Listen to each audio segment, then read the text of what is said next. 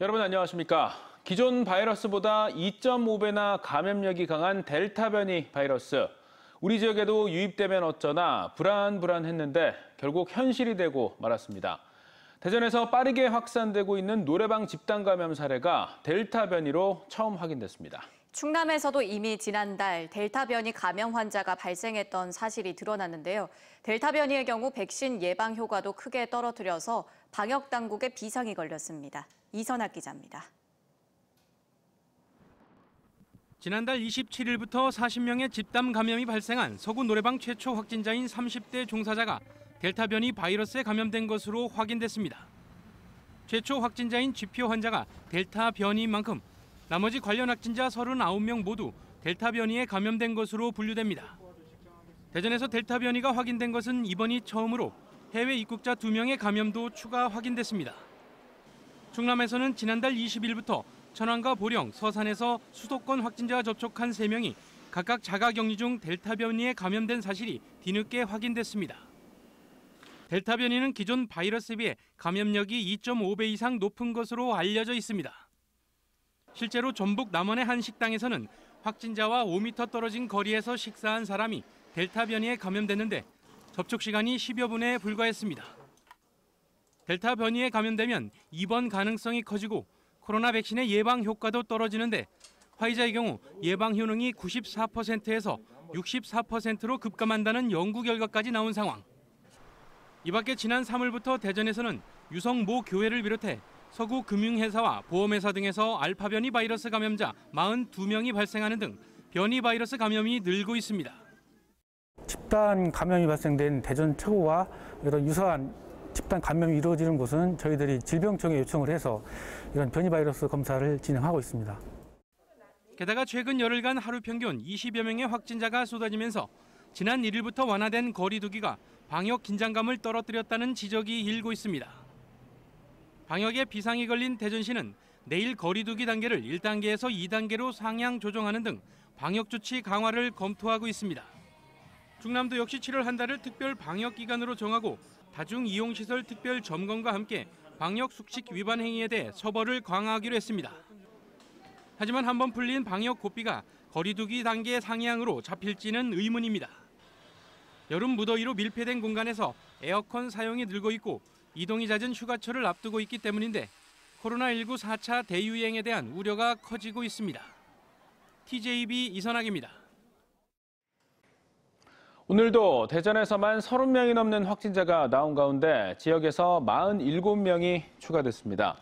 대전 체육중고에서 2명이 추가돼 누적 확진자가 45명으로 늘었고 감염 경로를 알 수 없는 확진자도 대전에서만 13명 추가됐습니다. 세종에서도 5명, 충남에선 서울 연기학원발 10대 확진자를 포함해 8명이 추가됐습니다.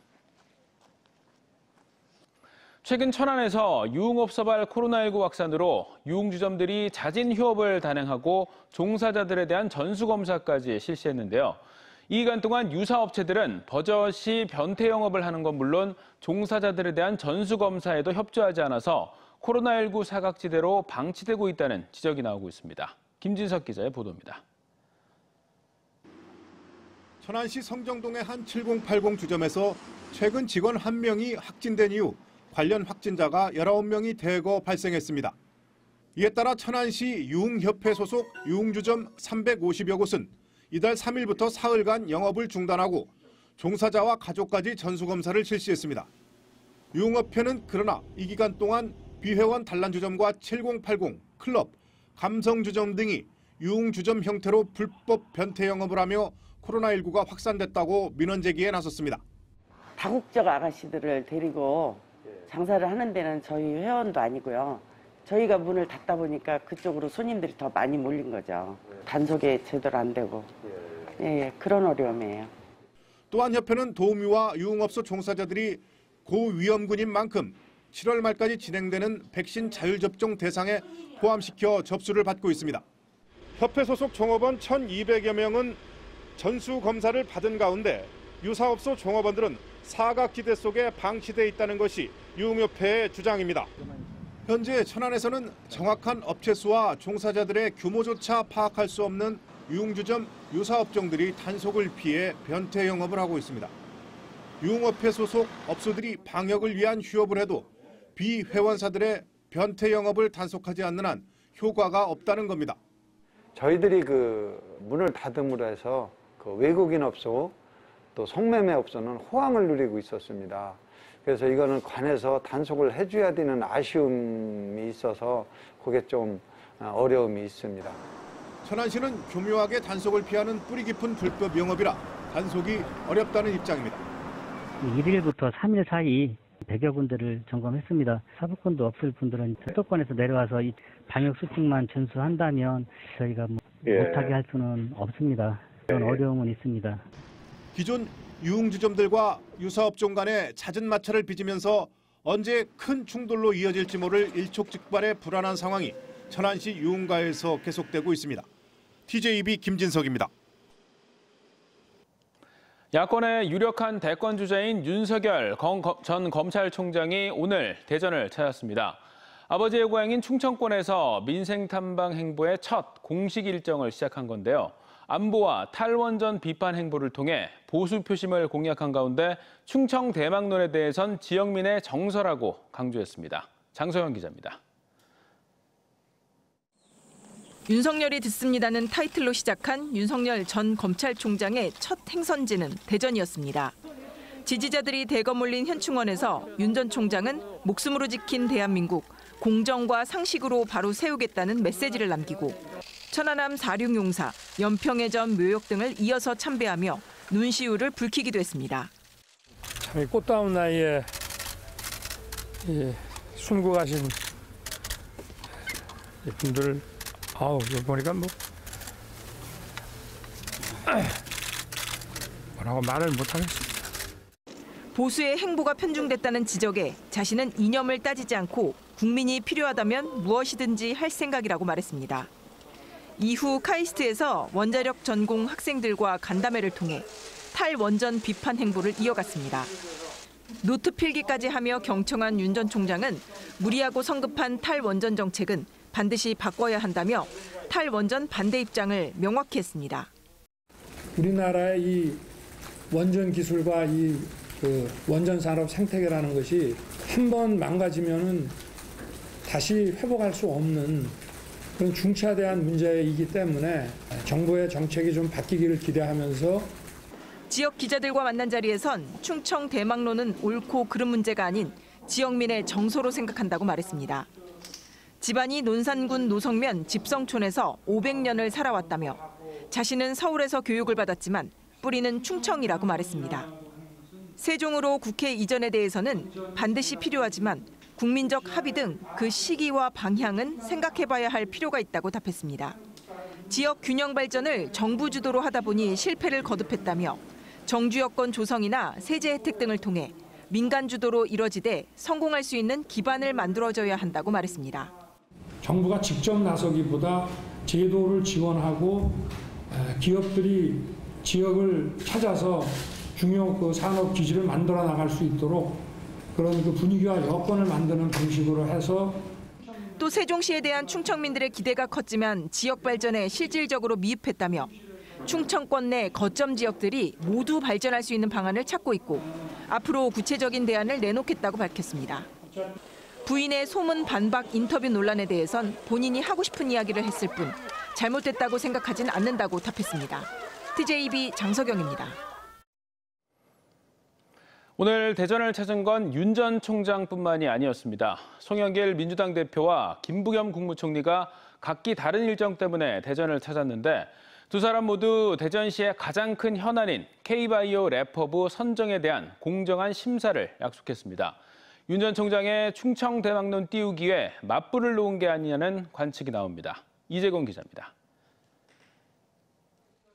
송영길 대표와 박안주 정책위 의장 등 민주당 지도부와 대전 국회의원들은 허태정 시장과 대전시 주요 현안을 논의하기 위한 예산정책협의회를 열었습니다. 회의에선 9일 발표를 앞둔 K바이오 래퍼부 구축 사업과 내년도 국비 확보 사업 등이 논의됐습니다. 송영길 대표는 K바이오 래퍼부와 관련해 엄정 중립을 강조했습니다. 혹시 송영길 대표가 인천 출신이라서 어떤 편파적이지 않을까라는 염려를 하고 계신 걸로 알고 있습니다. 네, 저는 민주당 전체의 당 대표이고 저는 엄정한 중립을 지키고 있다는 말씀을 드리고 공정한 심사가 이뤄질 거라며 대전이 가진 장점들이 제대로 평가받기를 기대한다고 말했습니다. 박완주 정책위 의장은 이 사업 자체가 대전시가 제안한 사업이라며 인센티브를 줘야 한다고 밝혔습니다. 중기부 세종 이전에 따른 대체 이전 기관인 기상청 등 4개 기관이 차질 없이 이전되도록 당 차원에서 지원하겠다고 말했습니다. 대전에서 열린 일자리 대상 시상식에 참석한 김부겸 국무총리도 K바이오 래퍼부 선정과 관련해 정부가 심사위원들에게 간섭하지 못한다며 공정한 심사가 될 거라고 밝혔습니다. 중기부 이전을 놓고 대전 시민들의 섭섭함을 이해하지만 안타까움을 갖지 않도록 하겠다고 말했습니다. 대전 시민들이 우리가 겨우 열심히 키워줬더니 그냥 가버리느냐 하는 그런 안타까움을 갖지 않도록 저희들이 적절하게 기관들을 배치하겠습니다. 또 혁신도시 시즌2인 추가 이전과 관련해 지금 어느 정도 그림을 그리는 단계로 대통령 재가를 거쳐 정부 입장을 발표할 거라고 덧붙였습니다. TJB 이재군입니다. 중소벤처기업부가 이번 주부터 세종 이전을 시작해 다음 주 초까지 이전을 마무리할 예정입니다. 중기부는 세종청사에 공간이 없어 세종 파이낸스 센터 3차 민간 임대 건물에 입주한 뒤 다음 주 이전을 마친 부서부터 500여 명의 직원들이 순차적으로 세종에서 업무를 시작합니다. 중기부는 1998년 중기청 당시 과천에서 대전청사로 내려왔고 2017년 부로 승격한 지 4년 만에 대전을 떠나게 됐습니다. 공립특수학교에서 교사가 학생을 학대했다는 의혹이 제기됐습니다. 발달 장애가 있는 아이를 수업 시간 내내 벨트로 고정해둔 건데요. 아동학대와 인권 침해 여부에 대해 국가인권위원회 등 3개 기관에서 조사를 벌이고 있습니다. 조혜영 기자입니다. 발달장애와 뇌전증으로 공립특수학교 4학년에 재학 중인 10살 A군. 벨트로 딱딱한 의자에 고정된 채 수업에 참여하고 있습니다. 두 손은 자유롭게 움직일 수 있다지만 어딘지 불편해 보입니다. A군의 어머니는 최근 특수교사가 교육 진행 상황을 알리기 위해 보내준 해당 영상을 보고 깜짝 놀랐습니다. 올해부터 휠체어를 타지 않을 정도로 건강이 좋아진 아이를 교사가 통제하기 어렵다는 이유로 수업 시간 동안 딱딱한 의자에 강제로 고정해두는 건 명백한 아동학대이며 자기결정권을 무시한 인권 침해라고 판단했기 때문입니다. 다른 친구들한테 방해가 된다. 그리고 책상을 넘어뜨린다. 아이가 떨어지려고 한다. 그런다는 이유로 아이를 묶어놨는데 이것은 엄연한 인권 침해 아닙니까? 학교 측에 확인을 요청하자 교사는 의자에 앉아있는 습관을 기르기 위해 벨트를 사용했다며 과거 휠체어에서 쓰던 벨트라고 밝혔습니다. 뇌전증을 앓고 있고 소발작을 할 때 그 초기 단계에서 우리 학생이 좌우로 넘어지거나 미끄러짐을 방지하기 위해서 사용되었습니다. 하지만 해당 학교 학부모들을 포함한 장애인 단체는 기자회견을 열고 반발했습니다. A군이 가지고 있는 뇌전증으로 발작이 일어날 경우 의자에 고정돼 있으면 더 큰 쇼크로 생명까지 위독할 수 있다며 부모에게 명확히 설명하지 않은 채 수업 시간마다 아이를 강제로 고정시킨 건 말이 안 된다는 입장입니다. 근데 학교에서는 그거를 지금 인정을 하지 않고 있는 상태이고 저희는 아동의 권리 보장과 인권을 보장하기 위해서 이런 시위를 하게 되었고요.